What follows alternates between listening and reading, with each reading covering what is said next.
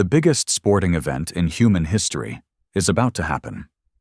And most people don't actually know what makes it different this time. The 2026 FIFA World Cup isn't just another World Cup. It's a completely new version of the tournament. New format, new scale, new drama. And if you don't know what's changed, you're going to spend the whole thing confused. So here's what we're going to do.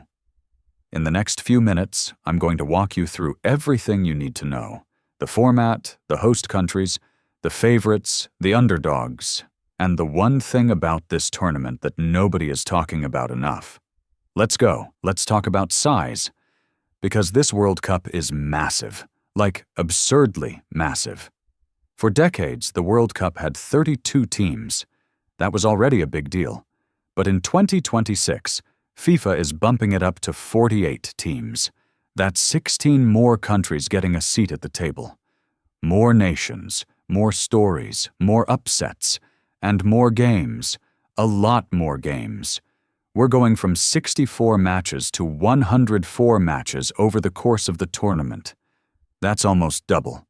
In theory, that sounds great. More football. Everyone's happy. In practice, it means the schedule is absolutely brutal for the teams that go deep. A team that makes the final could play up to 8 matches. That's basically asking your star players to carry their country for a month straight. Mbappe's knees are already nervous. 3 countries, 1 tournament. Now, here's something genuinely unique. The 2026 World Cup is being hosted by 3 countries at the same time. The United States, Canada, and Mexico are co-hosting. It's the first World Cup ever to be held across 3 nations simultaneously. Matches are being played in cities from Vancouver to Mexico City to New York. This sounds like a logistical nightmare. And honestly, it kind of is. Teams could theoretically play 1 game in Toronto and their next game in Dallas. That's not a trip. That's a commute across a continent. But here's where it gets interesting. The United States is hosting the bulk of the games, 16 cities total, including the final, which is being played at MetLife Stadium in New Jersey, home to, ironically, neither the Giants nor the Jets' hearts. But we move on. The vibe across all 3 countries is completely different.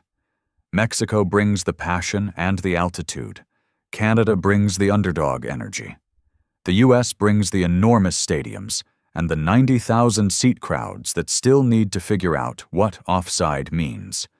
Okay, so 48 teams. How do you actually run that tournament? In previous World Cups, 32 teams were split into 8 groups of 4. Top 2 from each group advanced. Clean and simple. With 48 teams, they've redesigned it. Now there are 12 groups of 4 teams each. The top 2 from every group advance automatically, and the 8 best third-place teams also advance. That gives you 32 teams going through to a knockout round. This sounds simple. It isn't. Because that best third-place rule creates some genuinely complicated math situations. Teams in the final days of the group stage might be watching other groups' results and calculating whether it's better to win or draw. The tactics get strange. The drama gets weird. You know the type of game where both teams seem happy to end it 0-0? Yeah. There are going to be more of those. But there's also going to be more comebacks, more last-minute drama, and more moments where a tiny country from a continent you couldn't point to on a map beats a giant. And that's kind of the whole point. The favorites. All right, who's actually going to win this thing? Let's be honest. The same names come up every time.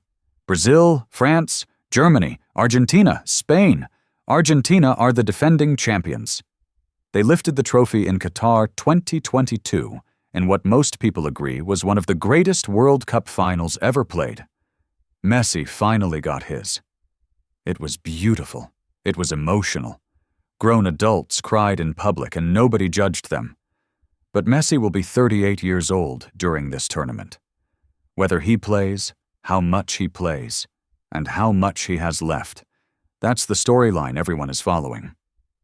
France have arguably the most talented squad on paper. Mbappe. Young attackers everywhere. A midfield full of players who cost more than some countries' GDP. On paper, they should win every game. In practice, France have a habit of being brilliantly complicated in ways that confuse even their own fans. Spain are dangerous in a quiet, methodical way that makes you nervous. Germany is rebuilding with young talent and something to prove. Brazil is always Brazil, exciting, sometimes chaotic, deeply convinced they are about to win every single tournament, every single time. Here's the thing about a 48-team World Cup. The upsets are going to hit harder than ever. More teams means more diversity. More diversity means more tactical surprises.